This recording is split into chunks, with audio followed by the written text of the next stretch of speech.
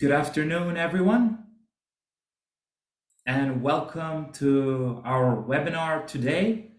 I'm Sabin, working for Helvetas, responsible for knowledge management, learning, and communications for the regional program RECONOMY of the Swedish International Development Cooperation Agency.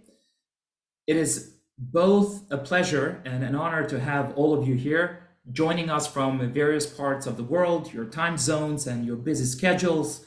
We are thrilled actually to have you with us today for what we believe will be a highly informative and engaging session. This is a unique opportunity for us to share, learn, and collaborate on a platform that brings us all together despite the physical distances between us. So your participation is integral to the success of this webinar. We encourage you to actively engage in the discussion, ask questions, and share your valuable insights, experiences, and perspectives. Remember, this webinar is a two-way street, and your contributions are greatly appreciated. So we hope that by the end of this session, you'll walk away with the new insights and ideas that you can apply in your respective fields. Once again, we extend a warm welcome to all the participants. Let's make the most of this opportunity to learn, grow, and connect. Thank you. Laura, over to you. Thanks, Evan. Hello, everyone. My name is Laura Kim, and I have the pleasure and privilege of moderating today's webinar. I am a senior consultant with the Canopy Lab. We are a small consulting firm that specializes in the application of systems thinking, and we have been in collaboration with RECONOMY since last year, including conducting a case study summarizing RECONOMY's inception phase, the link to which my colleague and the writer of the case study, Clara Garcia-Parra, will provide in the chat box. This case study was what inspired the topic for today's discussion.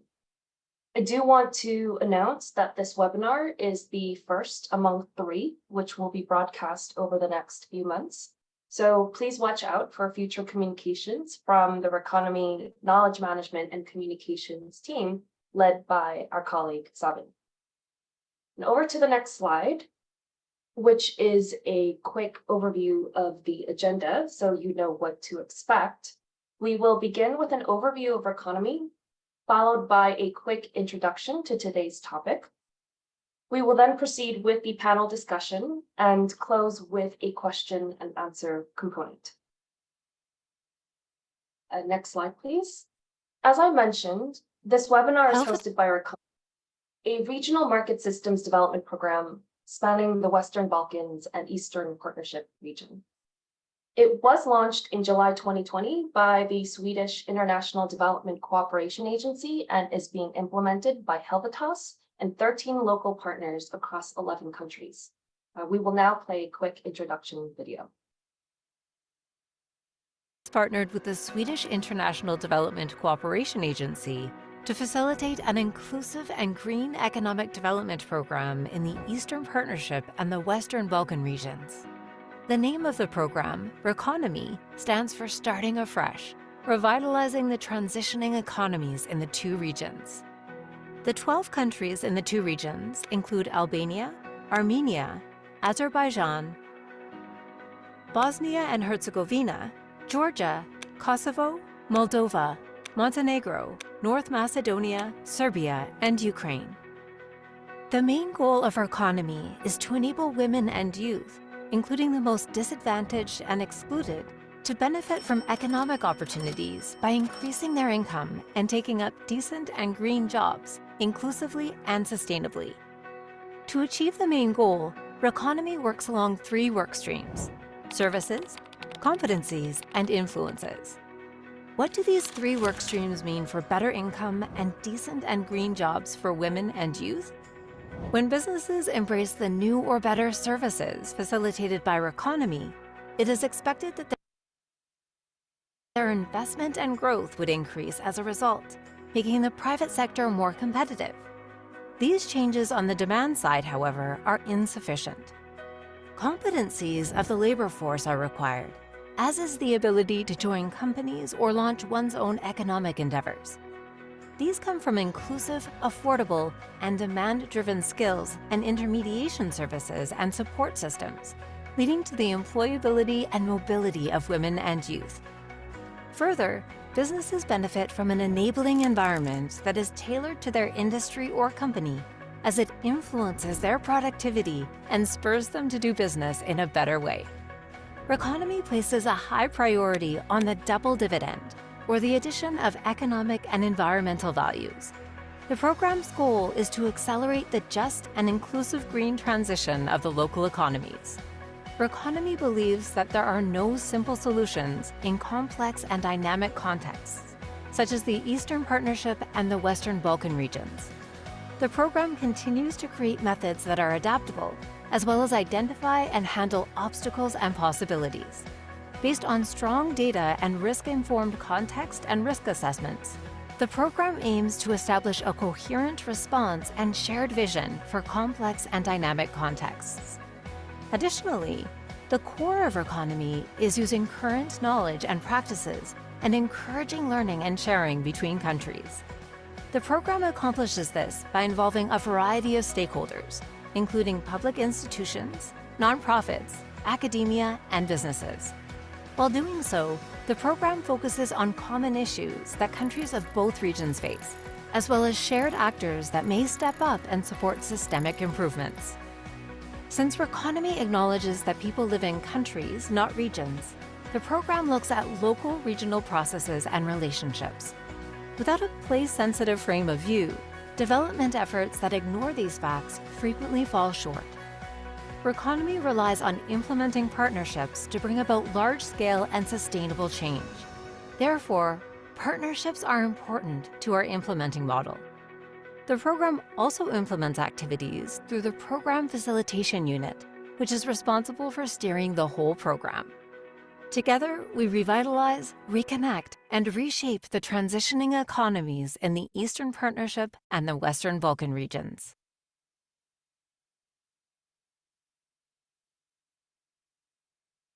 Great. So on to the topic of today's webinar. Can market systems development shift the power? This question is born out of the growing recognition of the critical role that local communities and institutions play in driving sustainable outcomes. Donors, including USAID and CETA, are now making hard commitments toward localization. And as global development practitioners, we are being challenged to better identify, implement, and scale up locally led solutions. But what is localization? We recognize that there is no universal definition, but USAID offers a fairly compelling one. Localization is the act of making intentional changes in policies, processes, and staffing to ensure that, quote, local actors ranging from individuals, communities, networks, organizations, private entities, into governments set their own priorities, develop solutions, and bring the capacity, leadership, and resources to make those solutions a reality. Before I continue, I do want to emphasize that we often hear the term localization being used interchangeably with the term locally led development or decolonization or the phrase shifting the power. We recognize that there are many people who do make clear distinctions between them. We are using the terms localization and locally led development today as they are the most commonly used. But we do recognize that this conversation continues to evolve. If we do have to point out a commonality amongst these various terms and definitions, it is that at its core, locally led development entails deeply understanding local dynamics and strengthening local actors' capacities to identify challenges and deliver on opportunities for change. But this is easier said than done, and such a process remains daunting and elusive for many. Donors and implementers alike are grappling with how to transform themselves and to support one another to facilitate this aspiration. Within this context, can the market systems development approach offer any lessons?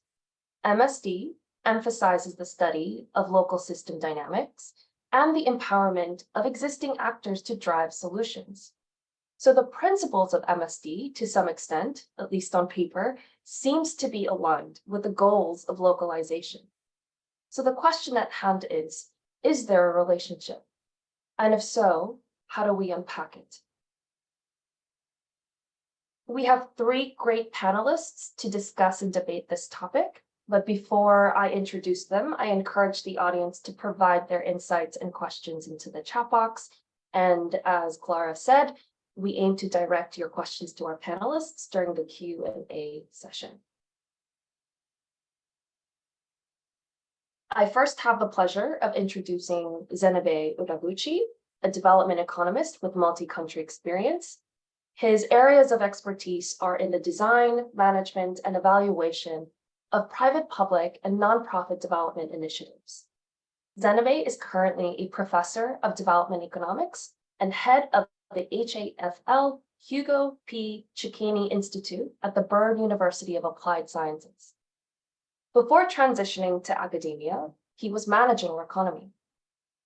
Previously, he also worked for many years as the regional trade manager of the Asia department at Toyota Motors based in Japan.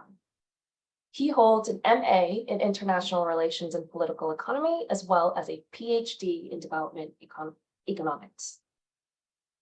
We are also joined by the esteemed Colleen Green, who is the Vice President for Economic Growth in DAI's United States Government Business Unit. She has over 25 years of experience in the delivery, support, and management of economic growth projects, primarily for USAID. She has worked on a wide variety of economic growth disciplines, including in financial services, investment mobilization, financial inclusion, health and social protection, and small and medium enterprise development. During her 23 years at DAI, she has served in a variety of roles, including technical specialist, chief of party, team leader, and project manager, leading and supporting projects primarily in East and Southern Africa and Eastern Europe. Through these roles, she has worked with a host of talented local organizations. And through her current management role at DAI, she has a strong understanding of the pain points and opportunities related to localization, but is a fervent supporter and believer in locally led development. Colleen has an MA in Law and Diplomacy from the Fletcher School of Law and Diplomacy at Tufts University with a focus on development economics. Finally, we have the honor of having Mkirtich Ayvazyan with us. Mkirtich brings 25 years of experience working in international development and is currently the chairman of SDA, Strategic Development Agency, an Armenian development NGO founded in 2002. SDA has been implementing various international donor-funded projects in the areas of agriculture, rural economic development, education and vocational skills, small and medium enterprise development, tourism, and digital development throughout Armenia. Mkirtich has been leading SDA since 2009, and over the last decade, the agency has implemented, both solely and through partnerships, large-scale projects that apply MSD principles. Mkirtich holds an MBA and MPA from Yerevan State University. Thank you to our panelists for joining us today. And my first question is to Zenebe and Mkirtich about RECONOMY and the process toward localization.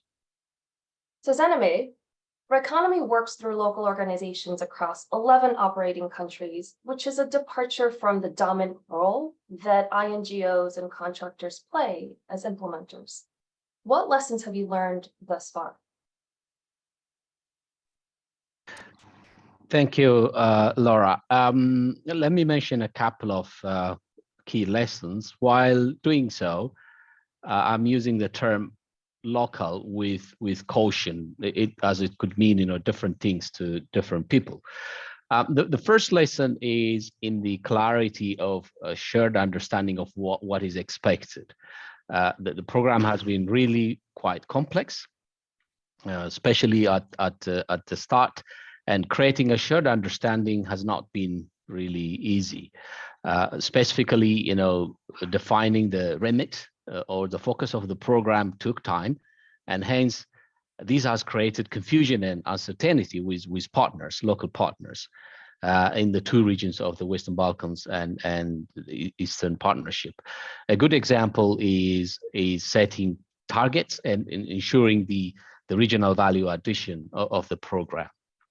Despite the COVID-related travel restrictions, the extensive investment of the RECONOMY team for consultation with partners, in addition to the long inception phase, has helped in bridging the gap in terms of creating shared understanding for more effective and efficient locally led development. This is the first one. The second lesson is to make these locally led development a two-way process of learning. In fact, it was explicit. This learning was explicit from the start as part of the concept of co-creation of pilots and related interventions by RECONOMY. Helvetas has brought its roles and expertise, but it also looked for partners to bring roles and contributions. During this process, Helvetas and RECONOMY, including SIDA, were very open to learn from local partners. A good example is we realized how one of our partners, Hilfe in German, in the Western Balkans, has used digitization for financial management, which we found really very, very much helpful. So this learning process has been also integrated into the regular exchange that RECONOMY has established for the purpose of making learning processes, opportunities, part of the planning and then implementation process. And then the last and third lesson has been that risk management was also an important element of these locally led development. And indeed, a strategic partnership for a locally led development has its own trade-offs. And one such trade-off is managing risks. Here, the key lesson has been that when development initiative like RECONOMY fails to plan and assess risks, it's planning to fail. This is part of the concept of this what we call principal agent theory in partnerships, which I don't want to go into detail, but practically it means that there is always chain of accountability. So there, I think it becomes really difficult, managing partnerships, particularly in a very complex program like RECONOMY. So to sum up, based on these lessons, the question for RECONOMY is not if to localize, but rather how to localize. So let me stop here and over to you, Laura. Genevieve, you shared some great lessons, and I really like this term, planning to fail. Over to you, Mikirtic. What can you share from SDA's perspective?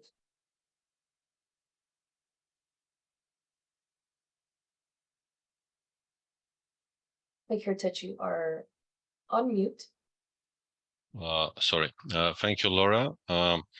In fact, I would like to highlight first the importance of collaboration and support, as well as delegation as a core function within the RECONOMY. SDA, being in development since 2002, has been implementing numerous development projects either alone or within consortiums of few organizations, but never 13, like in case of RECONOMY. So becoming a partner to RECONOMY was a very unique experience for us. On one hand, acting at country level in a traditional way. On the other hand, being a part of such a large and ambitious regional program. And under RECONOMY umbrella, SDA was involved in a very intensive process of country level and regional research, exchange, communication, and learning with the Helvetas project team itself and partner NGOs from other countries on the other hand. While being guided by the project management in a very effective and adaptive way, yet SDA enjoyed enough independence to act quickly and respond to market changes on the ground. And this was extremely important given the fact that the RECONOMY program started in 2020 during COVID in Armenia, that was followed by war in Karabakh and military tensions on the borders. Therefore, we are happy to say that within the RECONOMY, we experienced a well-balanced technical leadership from an international NGO, Helvetas. In the meantime, we were delegated enough power and authority to perform locally as an Armenian NGO. Thank you, Mikirtic.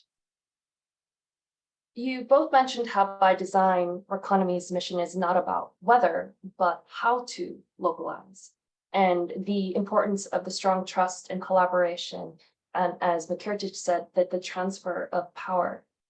Then moving on that note, moving on to the second question. Localization is meant to be the antidote to unequal power structures in global development. But local organizations are not a homogeneous entity. And to Zenobe, to what extent has RECONOMY taken this diversity into account in their partnerships? And in other words, what steps have you taken to ensure inclusion at the local level? This is a very important question, Laura. At the start of the program in July 2020, we tried to cast our net as wide as possible. Why we did that? Because we wanted to have a range of partners, knowing that heterogeneity would bring to the partnership more benefits, as well as recognizing the challenge of managing a complex web of partners with different expectations and capacities.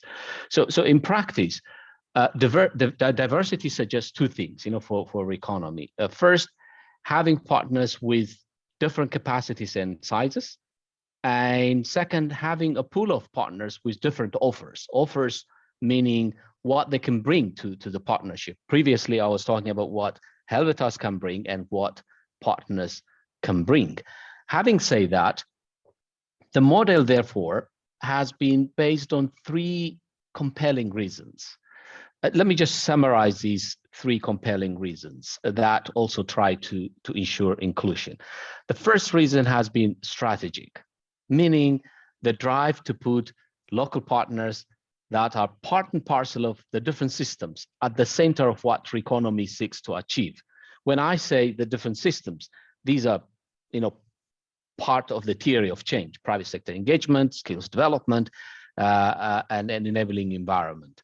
So this is in line with the inclusive systems, or widely known as the market systems development approach, and which RECONOMY applies. So doing so is therefore inherently linked to ensuring ownership by partners in the different countries of the Western Balkan and Eastern Partnership regions. In other words, RECONOMY believed in the principle of our entry is our exit, and hence, the program wanted to walk the talk of this key principle of systems approach. This is the first one. The second one is functional. What do I mean by this? Helvetas and SIDA recognized from the start that alone it would be difficult, if not impossible, to implement the RECONOMY program.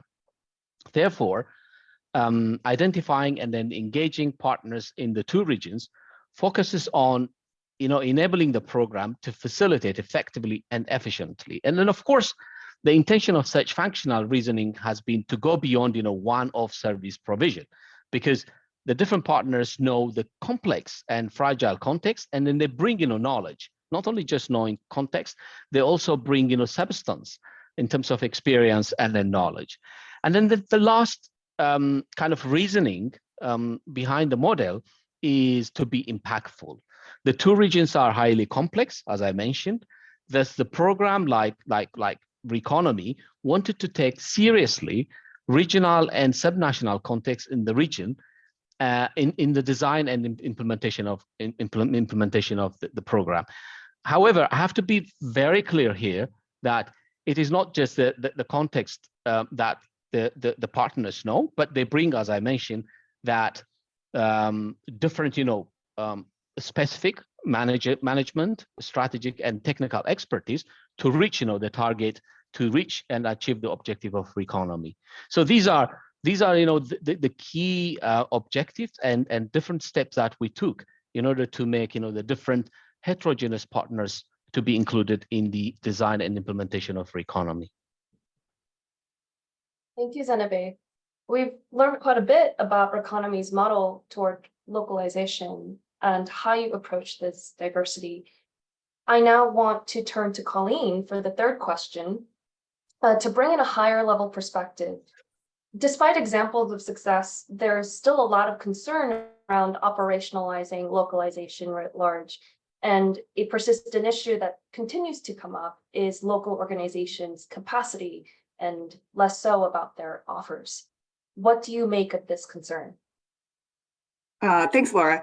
So let me preface this by saying I work for a very large USAID implementing partner, and I don't speak for USAID, but I have certainly been a part of that journey over the last couple decades of my career. And USAID as a donor has been really focused on the issue of localization. They've been on this journey for a while now, and they've really been talking about three things: sort of the building the capacity of local institutions, using those local institutions as implementing partners directly, and then advancing locally led development. And this is especially important right now to our current administrator, Samantha Powers, who has put in place a couple metrics. The most current one that we're focused on is that ensuring that at least 25% of USAID funding goes directly to local organizations. The second metric is really about making sure that USAID programming puts communities in the lead in setting priorities, co-designing projects, driving implementation, and ultimately evaluating the impact. I just wanted to put those out there to set the stage for how the US government thinks about these things. And so I think, with respect to this issue of capacity, I think, my experience has been that it's less about technical capacity and much more about the organizational capacities, particularly in managing USAID funds and dealing with the compliance issues. And I think in general, USAID is a donor that has focused very heavily on compliance and reporting back to our Congress on the funds that are used for development. And they set a very high bar. And as a result, that becomes very challenging when you start to be directly financing local organizations. And I can give you countless examples. One of the first ones that comes to mind is around procurement. Procurements often start with a request for proposal or request for application, depending on whether you're a for-profit or a not-for-profit. These are often 50 to 100-page documents that are filled with all sorts of government regulations. They take an army of people sometimes to respond to and to really understand what each of the regulations mean. And I can say from an organization like DAI, we've spent a long time building and understanding what all of those things mean and building systems to be responsive to that. So if you're a new partner, whether you're a local NGO or a private company, those documents are daunting and oftentimes very impenetrable. And I think, USAID is trying to put in place ways to simplify this right now. And I really do applaud that effort. They have new websites called Work with USAID. They've had new and implementing partner programs, which I think have been trying to make that easier. And they're using organizations like mine to really work with local partners and ease that transition. But it does take a long time. And I think perhaps it doesn't give enough sufficient understanding to the fact that it has taken a long time to build these systems and knowledge, and I think some of that is going to take quite a bit of time going forward. And I think that there needs to be a lot more sort of attention focused on building that kind of organizational capacity, I think, as they said in their own policy, really thinking about the processes and policies that may need to change in order to enable what is required to manage their funding. I do think that there are a number of programs right now that have really sort of been successfully leading that charge. And I really give a lot of credit to the founders and leadership of PEPFAR. That's the President's Emergency Plan for AIDS Relief. This has been a 20-year program that's focused on AIDS relief globally, but they have been really pushing for this local direct funding for some time now, and focused on getting their traditional implementing partners to really building that capacity at a local level. And that is really moving the needle. So we know that there's examples of how this works and how it can be done better going forward. Thank you, Colleen. Just a follow-up question to that. Given the real challenges or perhaps disincentives in working with and complying with USAID, what do you think can realistically be done now to move localization forward, given the infrastructure? There's a lot of frustration with the pace, yet there are these great examples, such as in PEPFAR. What do you foresee for the economic growth portfolio? Well, I do think that more, I think that a lot more like what PEPFAR has done really needs to happen across the board. I think it would be good to see some focus on having traditional implementing partners have managed programs that are very directly focused on and building that capacity. And I can give an example of something that we have done in the investment sector with a big USAID mechanism called Invest, which was very focused on bringing new and underutilized partners from kind of the investment space into development. And this mechanism was really successful in really trying to simplify the process for those partners. We basically became a facilitating entity to enable them to do work directly with USAID by simplifying the procurement process, unpacking the regulations for them, having a partnership manager who could really directly address their concerns, explain the process in a meaningful way, provide really meaningful feedback on the proposals that they submitted but were not successful. And I think on average, we were able to work with 260 plus partners with an average sort of subcontract size of about $400,000. I think it really helped move the needle in bringing a lot of new partners into a space that they had not traditionally worked in. And I think having a mechanism like that for local partners, whether you set that up as a regional program or potentially a global program, would be one way of doing that. I think there are other models that could be explored as well. We have talked to a lot of local implementing partners that we have worked with over the years, and we do work with a lot of them.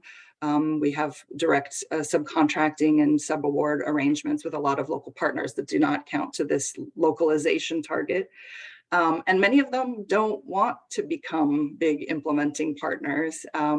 They want to do the technical work, but they don't really want to do the financial management and compliance work. And I think there's a way to build partnerships that enables these technically focused organizations to do the work that they want to do and really leave some of the back office heavy compliance to those who want to take that on.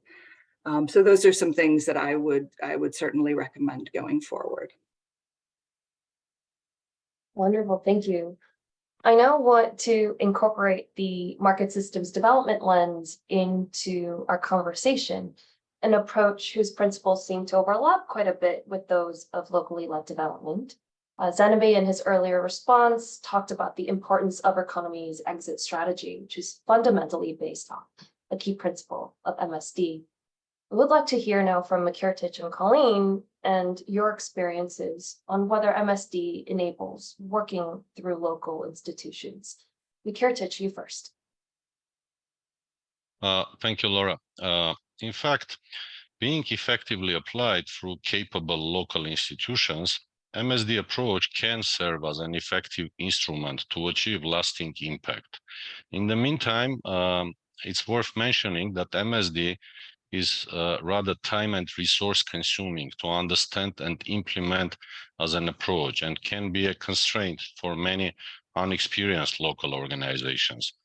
For instance, SDA has been applying successfully MSD for over a decade, thanks to previously funded by SDC large-scale projects. But in the beginning, having invested quite resources into staff capacity development, including through the Springfield Center and numerous invited international consultants, deepening understanding and practical aspects of implementing that on the ground in the local context, specifics of effective collaboration with the private sector and other stakeholders. It's hard to expect, actually, that traditional local NGOs can quickly transform into development ones through a short-term trainings of few staff members and effectively apply that approach on the ground.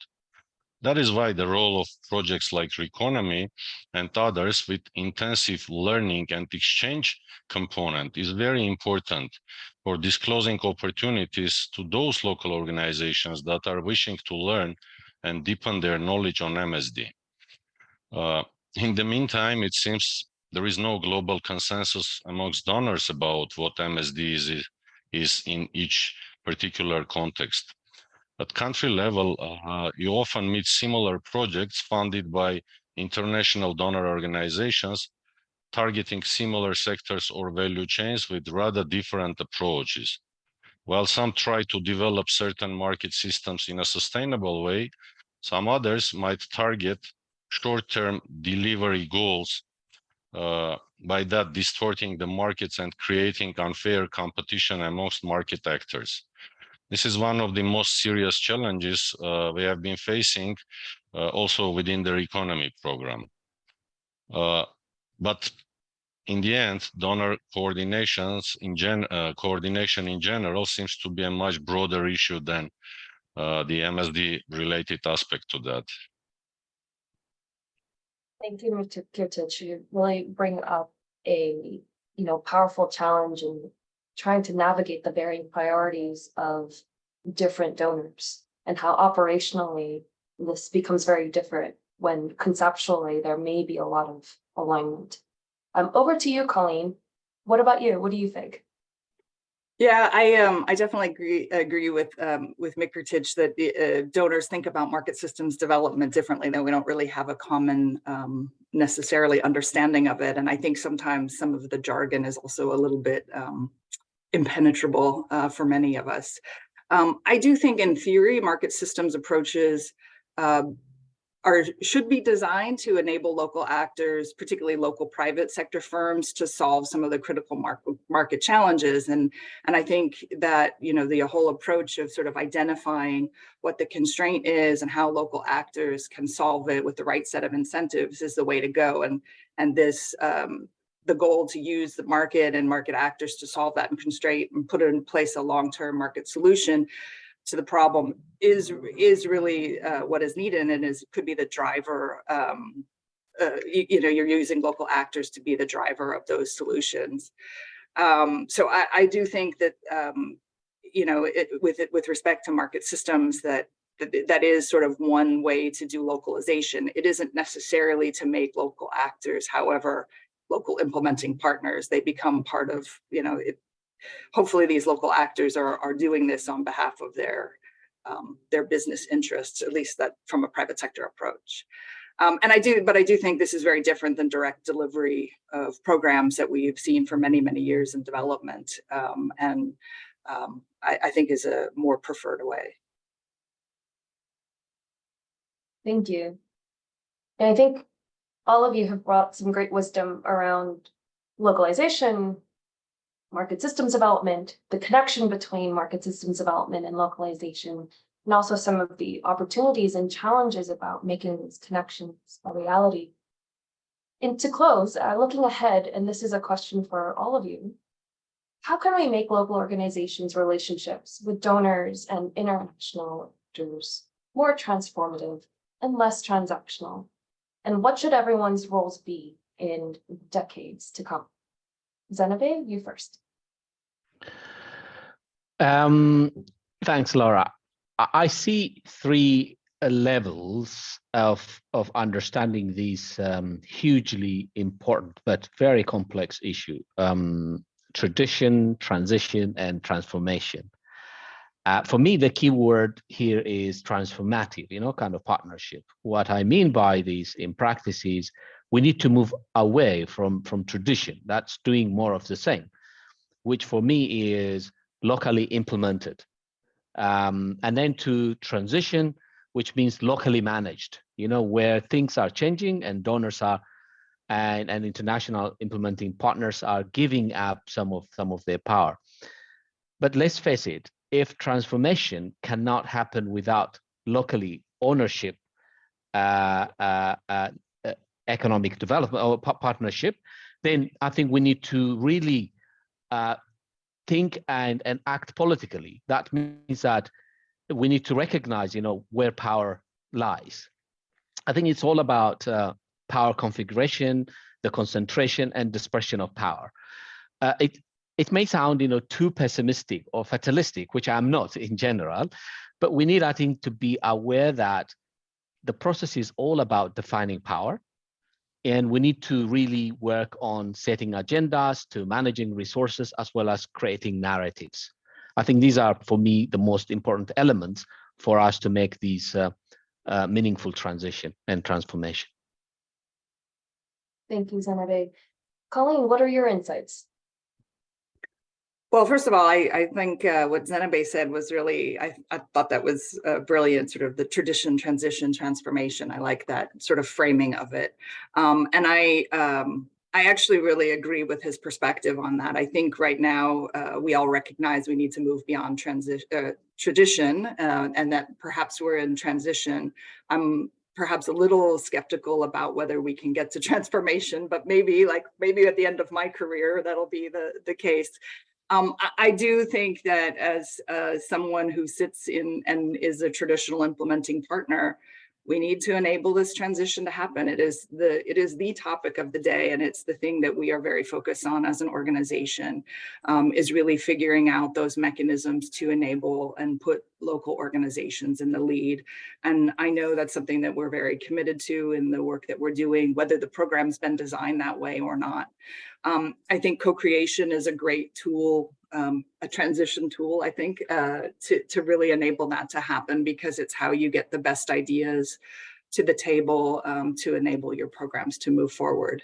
But I think, like I said, I think we're very focused on this right now, and I think it's what we need to be doing.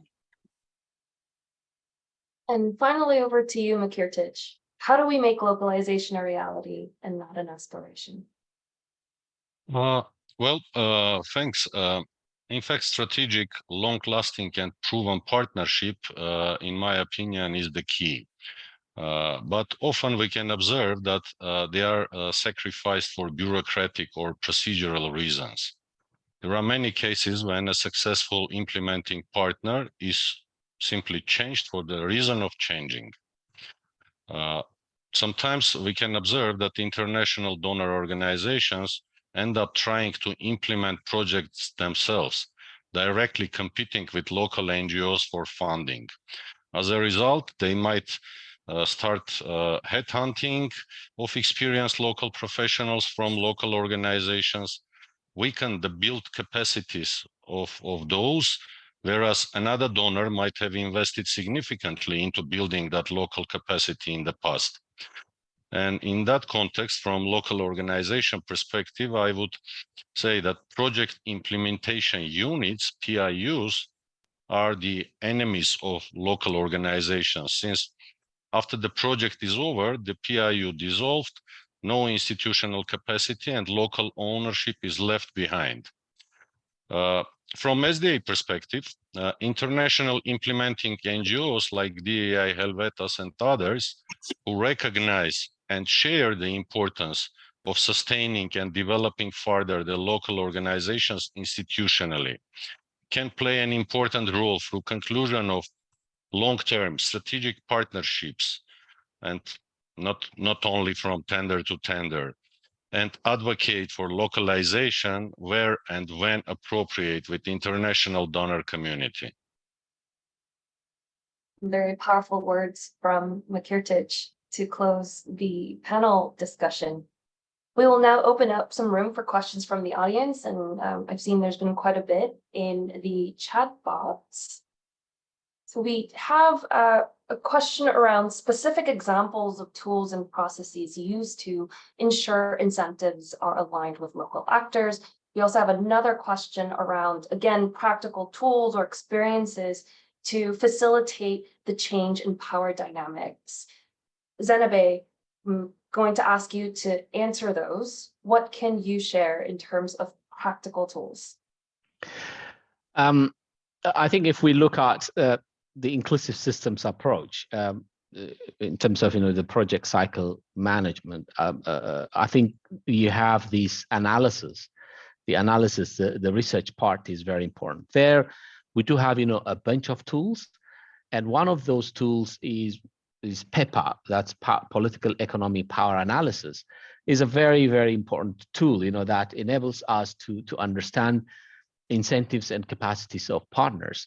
By incentives, I mean capacities are, I think, much easier to understand compared to incentives. When we talk about incentives, I see also in the chat people talking about going beyond these observable incentives like financial incentives, norms, and then values, which are really intricate and difficult to understand, are very important to be part and parcel of designing initiatives, focusing also on respect and recognition of the contributions of local partners. As I mentioned in my statement, I think we need to go beyond kind of expecting from local partners to be to contribute only in terms of understanding context. It goes beyond that. They do bring a number of expertise, focusing on management, focusing on strategic elements, focusing on specific thematic elements. So I think there are a bunch of tools. Among these, what I found particularly in analyzing and understanding partnership is this PEPA, political, economic, and power analysis. Thank you. We also have another question from the chat, which is about the risks of rushed localization and the real issue of elite capture. And I'll have Colleen answer the question. Is there a heightened risk of concentrating resources on a few local actors when a project places emphasis on localization? It's a great question. Probably one I haven't thought enough about, but I'll take a crack at it. I do think that there is some risk, and I have certainly heard this to be true in some instances. I do think it's probably incumbent upon donors to be thinking about this risk as they're designing and putting out new projects. And I think that they can do that by also ensuring that there are metrics about bringing new actors to the table. I think that that's one way to sort of address that concentration risk. I don't know if that's a very good answer or not.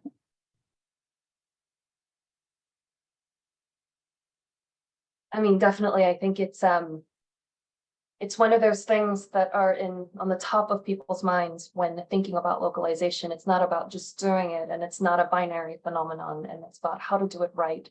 How do we maintain inclusion in doing this, and how do we not inadvertently sort of rebuild the world in a way where you have power dynamics or unbalanced power dynamics all over again. I mean, I think projects need to be designed with those impacts in mind, and I think you can align those incentives for whoever is implementing it, including local partners. Absolutely.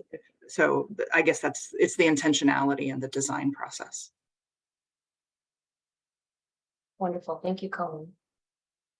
We have another question about RECONOMY, and I'm hoping that Makirtich can answer this. It's, do projects like RECONOMY take the time to really understand local culture and implementing MSD interventions, considering localization, sustainability, scale, and most importantly, inclusion? It's a lot to undertake, something that, Colleen just alluded to. In your opinion, has RECONOMY really taken the time to cover all of these aspects? Well, as mentioned by Zenabe previously, RECONOMY started with inception and deep research and analysis. But RECONOMY had enough time to do that, unlike many other shorter term so-called MSD projects, when within a 3-year phase, the implementing partner is requested to design the intervention, to implement and report a lasting impact. Therefore, duration of this kind of interventions and programs is critical. And you can achieve proper impact through good preparation at the initial inception phase only if you have enough time and resources and donor estimates high proper preparation, risks mitigation, and proper implementation of project interventions. In that regard, RECONOMY did quite well. Now we are in a main phase of the project, and the first pilot one allowed to design, to test different interventions with different partners, and finally pick up and move on with those that proved to be efficient, proved to be more with a larger outreach, proved to be better meeting the donor requirements. Following up on that, Mikirtic, you've worked on a number of projects with a variety of donors. It's quite unusual for an inception phase to be this long and also to be so comprehensive. What do you think was the incentive behind such a long inception phase? And do you think this is something that can be replicated by other donors realistically? Let me start with the last question. Not sure whether other donors would allocate enough resources and time for proper design and preparation for the main phase of MSD projects. But in case of RECONOMY, we were lucky that SIDA was the one. From our perspective, the inception and pilot phase was used quite effectively to construct such a sophisticated project infrastructure throughout this large region or 2 sub-regions. Saying that, I mean that proper people have been recruited within the program team. Proper partners have been selected. A lot of capacity building effort has been made. So in that sense, an effective project implementation regional infrastructure and network has been created, which will allow in the main phase of RECONOMY to achieve the set quite ambitious goals, I would say. Zenabe, over to you. Do you agree with Mikirtic's assessment? Yes, I do. A little bit, I would like to go back to whether RECONOMY has sufficient time, to understand the complexity of what it seeks to achieve, across the 2 regions. Yes and no.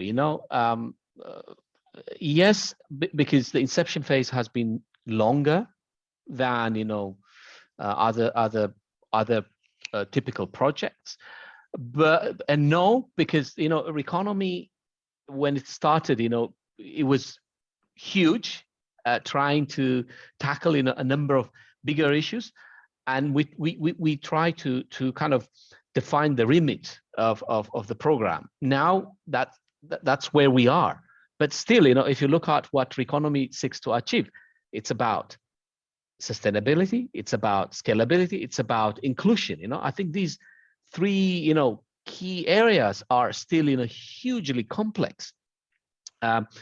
We have also, as part of the program, these iterative kind of research and understanding, because we believe that knowledge and information is incomplete always. That's where I think partnership becomes very important. Partners who can bring different offers to the table. Therefore, jointly we try to exchange, we try to learn and then manage this complexity in an effective and efficient way. Thank you, Zenabe and Nikirtic.